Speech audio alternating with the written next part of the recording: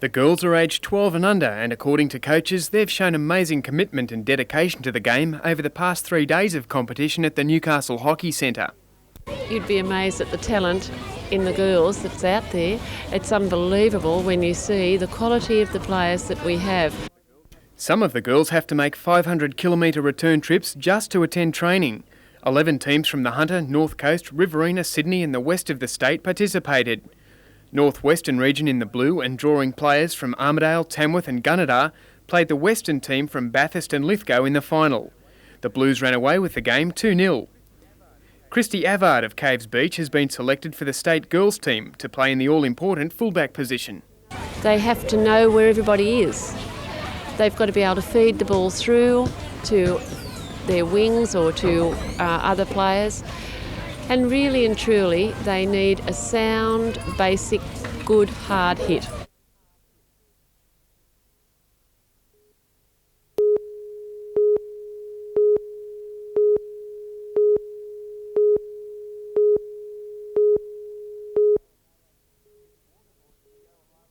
This waterboard video highlights a filthy and poisonous problem affecting most industrialised cities. The board says companies are dumping trade waste into sewage systems in Newcastle despite threats of a $100,000 fine. The Water Board has prosecuted 6 companies this year for breaching the trade waste agreements. Under the new system, regulations will be much tougher. Allowable levels for arsenic, for example, will be brought down from 10 parts per million to 0.5. Copper and tin dropped from 10 parts to 2. Well, the EPA standards in the United States are regarded by most as being some of the tightest in the world. The standards that we've set over the next 3 years will match those, and in most cases a little better. Managing Director of the Water Board, Paul Broad, is giving companies a trial period to slowly reduce levels. The board will run spot checks to ensure people are complying. The overall aim is to limit dangerous metals to an absolute minimum so sewage sludge can be used for agricultural fertiliser. But in making the stand, the board is worried companies will need alternatives to dispose of their dangerous chemicals. And we think that in the long term, if the trade waste, people aren't putting that in our sewers, it's got to go somewhere. And we can't kid ourselves it's just going to disappear. And that means a toxic waste incinerator. Only last month, Cleanaway scrapped an industrial incinerator from a plant planned at Kooragang. Peter Ryan, NBN News.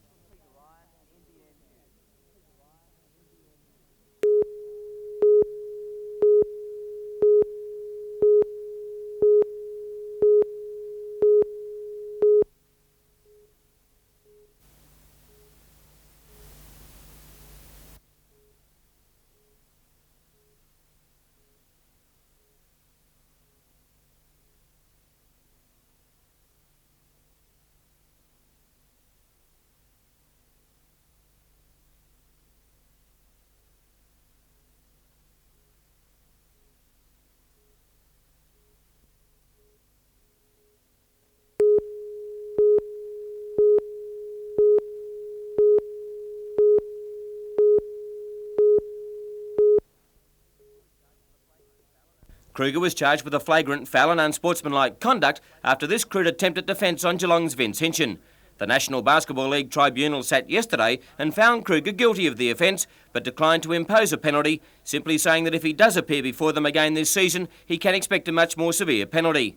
Meanwhile, at the International Hockey Centre and District Park this weekend, over 600 hockey players classed as veterans are taking part in the New South Wales Championships. 4 divisions are being decided, with teams covering every corner of the state.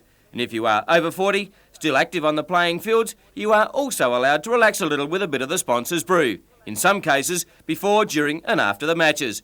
But it really is all serious stuff, and for the players, state selection is on the line as well as a championship victory. Newcastle and Sydney, intense rivals for years, turned on a classic this afternoon, and in a fitting result, at the end of full time, it was 1 goal apiece.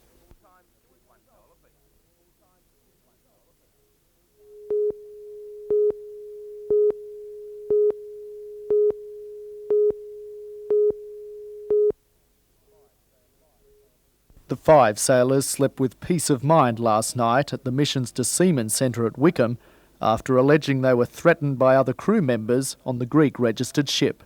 He said he will kill me and throw me in the water at sea. The seamen also alleged they hadn't received their monthly pay of about $250 for up to 3 months. Although the ship's captain asserted there was no problem with payment and no death threats, a meeting to discuss the men's claims was held at the missions this afternoon. Representatives of the ship and the missions, an International Transport Federation delegate, and the Hondurans worked out a deal. The union, the ATF delegate, will receive the money from the agent, our wages, all our wages. And then the union will send the wages to our homes. The 5 will catch a flight to Honduras tomorrow, with the shipping company apparently paying the way. Greatly happy because we go to join with our families, and because everything has been arranged satisfactorily. Despite their grievances, the men say their future still lies in shipping. We work at sea, and so is our trade.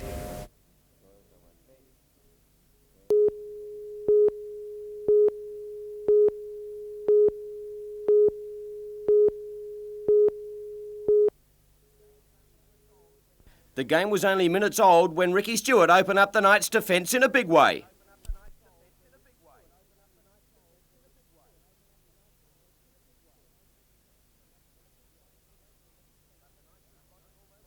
But the Knights responded almost immediately. Linane hoisted the bomb and it was allowed to bounce, and Sargent started the try-scoring move.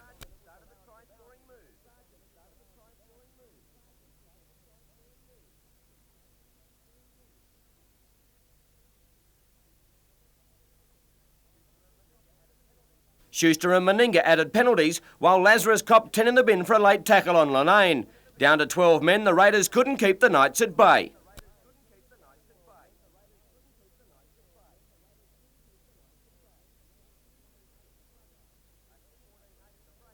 Ahead 14-8 at the break, Schuster increased the score with a penalty until Mel Meninga got involved.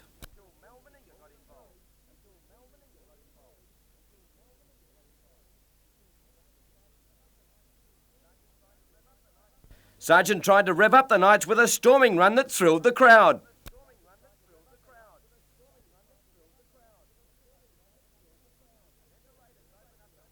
And then the Raiders open up the Red and Blues with Bell scoring a super try.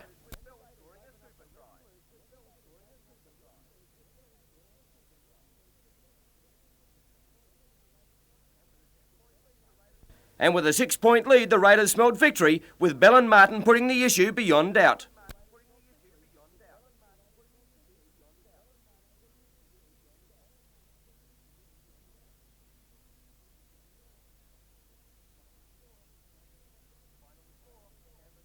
Final score, Canberra 28, Newcastle 18.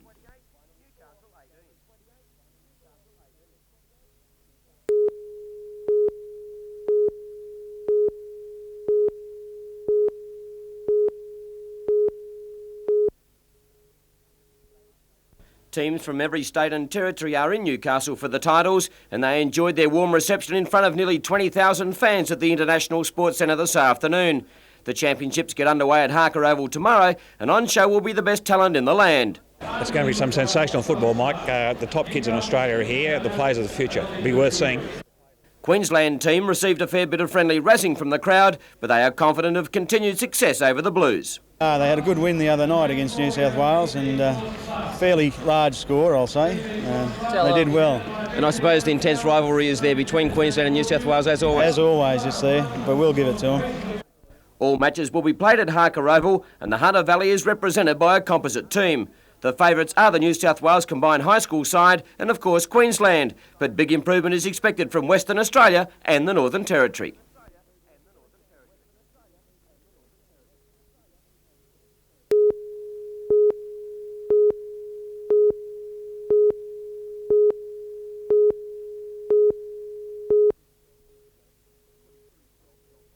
"23-year-old John Walsh of Denman is in Muswellbrook Hospital with a dislocated hip, but he considers himself lucky. He could have been in a spinal unit or worse.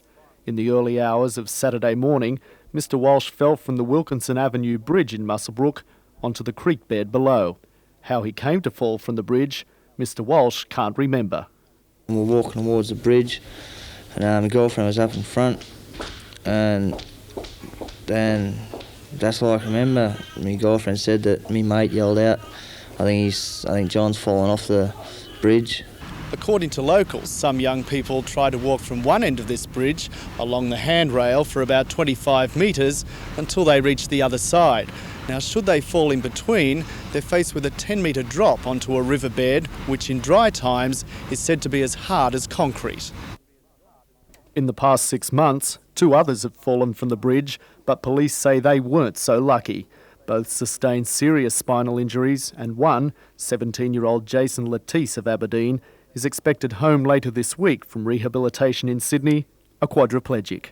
Chief Inspector Noel Franks says the rain-softened earth is probably what saved John Walsh from more serious injury.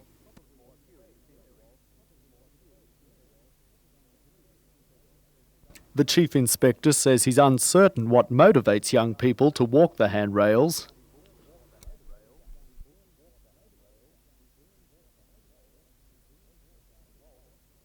But Mr. Walsh, who was supposed to start a new job today, has this advice for anyone planning to try the stunt.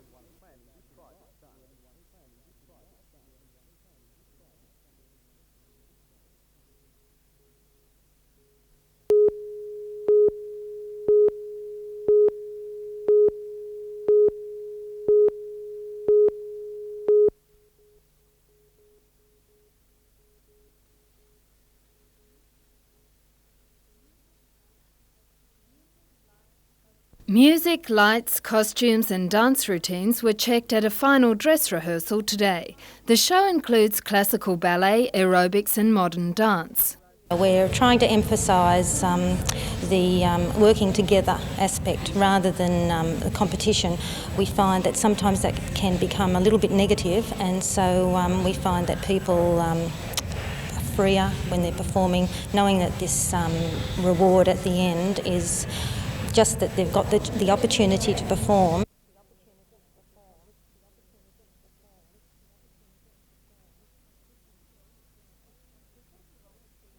The festival has been a box office success, and 400 students will take the show on tour to Cessnock and Taree.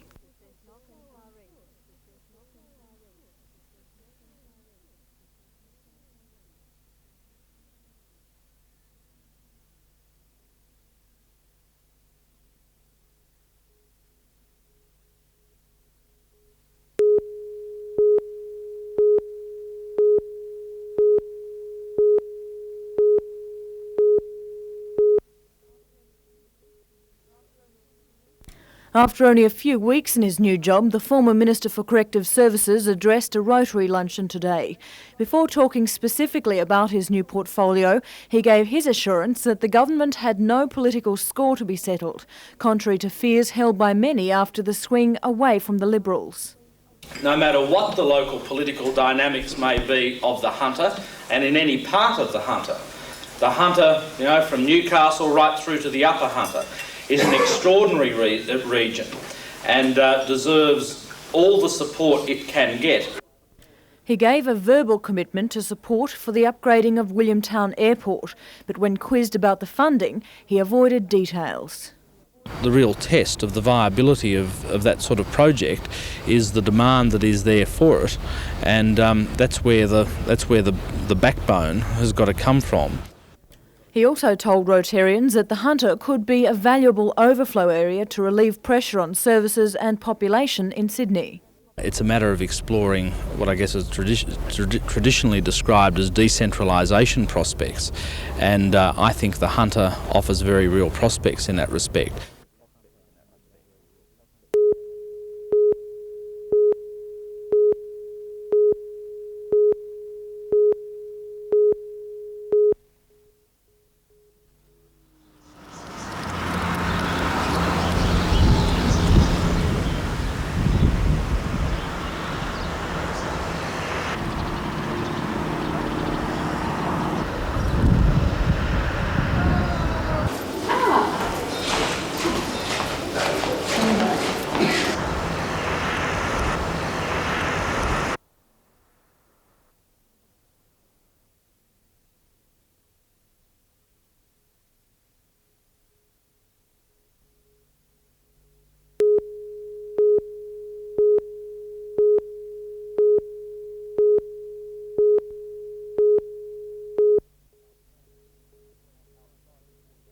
Outside the Forjac's floating dock today, the painters and dockers had a picket more in name than deed.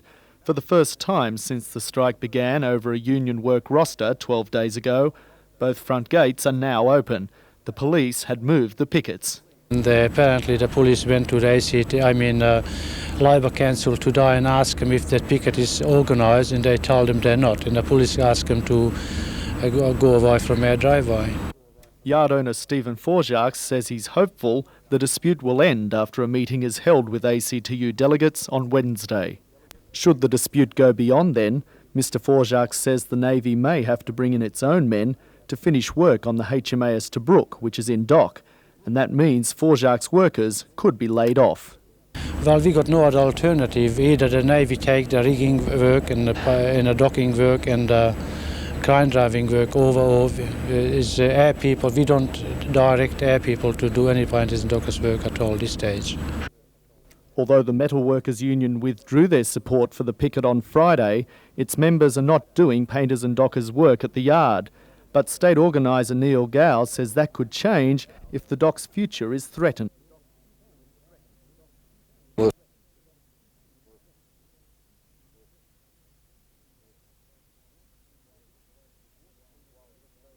Meanwhile, just over the water from the floating dock, the remaining 50 employees of Carrington Slipways gathered for a party that was marked by both celebration and sadness. The celebration was for finishing work on the container ship the Sea Road Tamar, and sadness because this is the last ship to have been built at the Slipways. Shipbuilding manager Peter Higgins says that for most of the 50 employees, today was their last with the company. What you see amongst us now is probably the older generation of Carrington Slipways, and these are the people that have been the 15 to 20 years and the 25 years generation, so it's terribly sad for those particular people.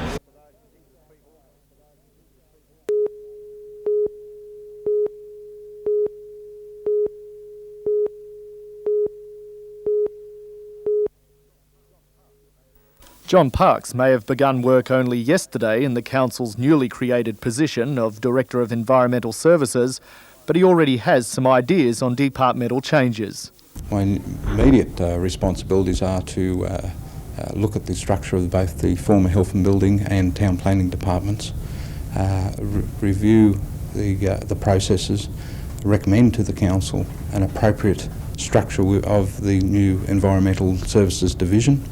Mr Parks is confident the reorganisation of some of Council's responsibilities under the Environmental Services banner will ultimately benefit the ratepayer. They have a much clearer understanding of the role of the Council.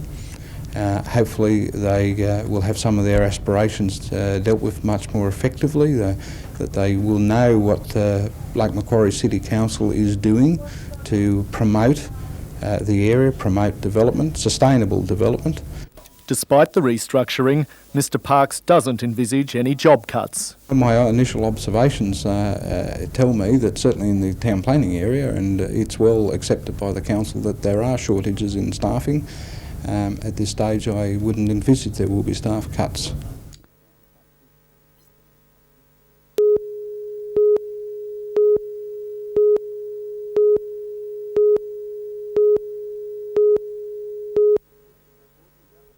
The port's industrial relations record has taken a nosedive over the past fortnight, first with the picket line outside the floating dock and now a breakdown in the loading of coal. Port Waratah Coal Services plans to shed 33 crane operators at the end of the week. The men belonging to the Waterside Workers Federation walked off the job yesterday and after further meetings today were joined by branch members involved in coal and the crane loading of cargo around the port. Port Waratah Coal Services claims the men's jobs have become redundant, while the cargo section says it can make other arrangements without the men's labour. A spokesman for the Waterside Workers Federation said today that he could not rule out an escalation of the strike by other members in support of the crane operators branch. The crane operators say they've tried to toe the line of structural change in the industry and don't deserve to be scrapped by Port Waratah Coal Services now. Neither party was prepared to elaborate on the issue this afternoon. The direction of further developments will be discussed at meetings tomorrow, but it appears that battle lines have been drawn for what could be another costly and prolonged stalemate on the port.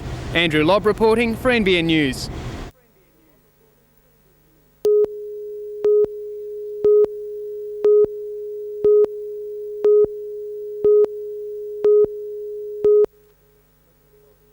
Lake Macquarie Mayor Ivan Welsh is concerned that the Mines Subsidence Board is not taking seriously the claims lodged by residents of Bolton and Marmong Points.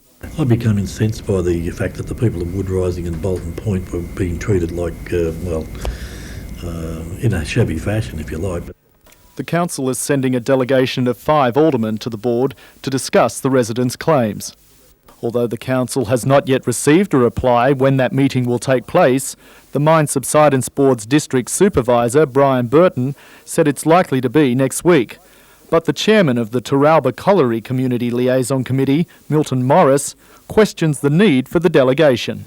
Yeah, I think we have to watch we don't have too many cooks stirring the broth in case it overflows a bit, and we've got a job to look after the citizens. Formed after a state government inquiry into the effects of longwall mining by the Taralba Colliery of houses in the area, the committee, Mr Morris believes, already offers the residents a voice. So I think the Mines Subsidence Board and the government will refer the council's representations back to my committee. But the mayor asserts there's a place for both initiatives. The Mines Subsidence Board and the Minister needs to be aware that this city is not going to sit back idly and let those people cop the brunt of the attack on their own.